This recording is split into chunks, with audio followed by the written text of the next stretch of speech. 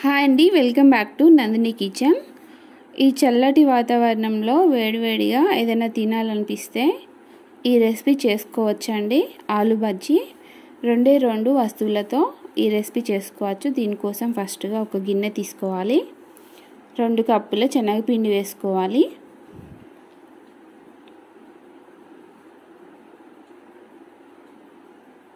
కొంచెం పసుపు వేసుకోవాలి. చెంచాన్నర సాల్ట్ వేసుకోవాలి. 1 చెంచా కారం వేసుకోవాలి. కొంచెం వంట సోడా కూడా వేసుకోవాలి. కొంచెం వాము వేసుకోవాలి. వాము వేసుకోవడం వల్ల టేస్ట్ చాలా బాగుంటుంది, తొందరగా అరుగుతుంది. కొంచెం కొత్తిమీర కూడా వేసుకోవాలి. ఇవన్నీ ఈ పిండిలోకి వేసుకున్న తర్వాత ఈ విధంగా ఒకసారి అంతా కలుపుకోవాలి. మంచిగా అన్నీ కలిసేటట్టు.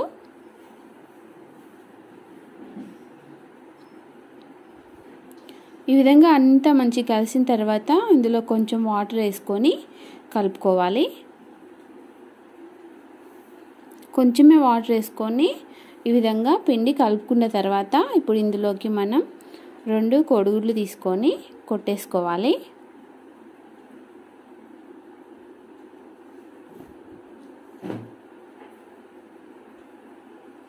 ఈ ఎగ్స్ ఇందులోకి వేసుకున్న తర్వాత అంతా మంచిగా కలిసేటట్టు మొత్తం బాగా కలుపుకోవాలి. ఒక 5 మినిట్స్ కలుపుకోవాలి. మొత్తం అంతా కలిసిపోయిన తర్వాత ఇందులో కొంచెం వాటర్ యాడ్ చేసుకొని కలుపుకోవాలి. బజ్జీ పిండి ఏ విధంగా ఉంటుందో అదే కన్సిస్టెన్సీలో కలుపుకోవాలి.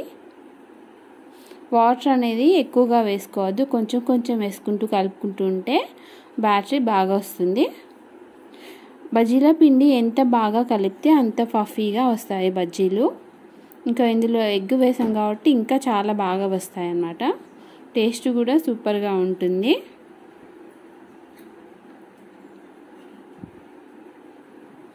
ఇప్పుడు ఇందులోకి 1 స్పూన్ అల్లం వెల్లుల్లి పేస్ట్ కూడా వేసుకొని మళ్ళీ ఒకసారి మొత్తం మంచిగా కలుపుకోవాలి. ఫస్ట్ నుంచి మా రెసిపీస్ ఎవరు ఫాలో అవుతున్నారో వాళ్ళు ఒక్కసారైనా మా రెసిపీస్ ట్రై చేశారా అండి? ఎవరైనా ట్రై చేస్తే మా కామెంట్ బాక్స్లో తెలియచేయండి. ఒక ఆలుగడ్డ తీసుకొని శుభ్రంగా కడిగిన తర్వాత ఒక గిన్నెలో వాటర్ వేసుకొని ఈ విధంగా ఆలుగడ్డ పీసుల్ని కట్ చేసుకోవాలి బజ్జీల కోసం. మరీ సన్నగా కాదు, మరీ పెద్దగా కాదు. ఈ విధంగా కట్ చేసుకొని వాటర్లో వేసుకోవడం వల్ల ఆలుగడ్డ పీసులు అనేవి నల్లగా కాకుండా ఉంటాయి. అందుకే వాటర్లో వేసుకుంటే ఆలుగడ్డ పీసులకు ఉన్న స్టార్చ్ కూడా పోతుంది. పీస్ అనేది చాలా తెల్లగా నీట్గా రెడీ అవుతుంది అన్నమాట. అందుకే వాటర్లో వేసుకోవాలి. ఇప్పుడు బజ్జీలు వేసుకోవడం కోసం స్టవ్ మీద ఒక కళాయి పెట్టుకొని ఆయిల్ అని హీట్ అయినాక స్టవ్ మీడియం ఫ్లేమ్లో పెట్టుకొని బజ్జీలు వేసుకోవాలి. ఆయిల్ బాగా హీట్ అవ్వాలి మంచిగా. అప్పుడు స్టవ్ మీడియం ఫ్లేమ్లో పెట్టుకొని బజ్జీలు వేసుకుంటే బజ్జీలు బాగా వస్తాయి అన్నమాట. ఆలుగడ్డ పీసులన్నీ బజ్జీ పిండిలోకి వేసేసుకొని కొన్నిగా ఈ విధంగా ఒకసారి వేసుకుంటే సరిపోతుంది.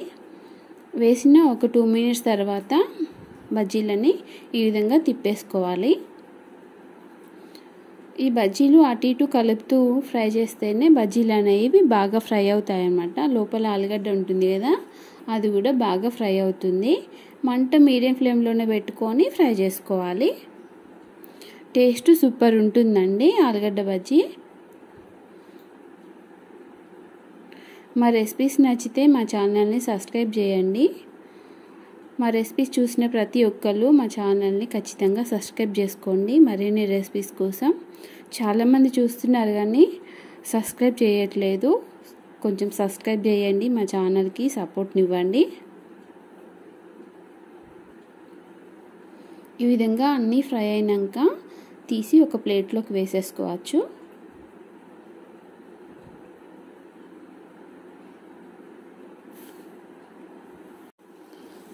మా రెసిపీస్ ఎవరైనా ట్రై చేశారా అండి?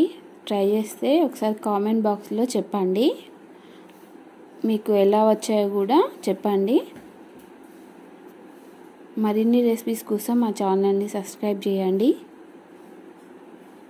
అన్నీ ఇదే విధంగా బజ్జీలు వేసుకొని సర్వ్ చేసుకోవచ్చండి ఇంట్లో వాళ్ళకి. ఇప్పుడు వర్షాలు పడుతున్నాయి, వాతావరణం చాలా చల్లగా ఉంది కదా, వేడివేడిగా సర్వ్ చేస్తే చాలా బాగుంటుంది.